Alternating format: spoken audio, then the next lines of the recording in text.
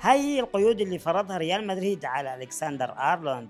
بعد ما ترك نادي عمره لينضم لريال مدريد، صار لازم يلتزم بقانونين صارمين. القانون الأول ممنوع يلبس رقم 66، وهذا بسبب قوانين الدوري الإسباني، لأنهم بيمنعوا لاعبين الدرجة الأولى يلبسوا أرقام فوق ال 25، يعني معهم بس من 1 ل 25. وعشان هيك راح نشوفه بيلبس رقم 12، رقم مارسيلو القديم. أما القانون الثاني ممنوع يسوق سيارته. إيش؟ أرلوند كان بيحب كثير الرينج روفر القديم تبعيته أيام ليفربول، بس ما راح يقدر يسوقها لأنه ريال مدريد موقع عقد مع البي ام دبليو.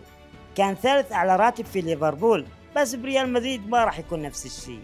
هو صح راتبه زاد، بس مش راح يكون من ضمن أفضل 5 في ريال مدريد. وأخيرا في ليفربول كان هو القائد، بس إنه الواضح ما عنده المكانة والشخصية اللي تخليه يقود تشكيلة ريال مدريد.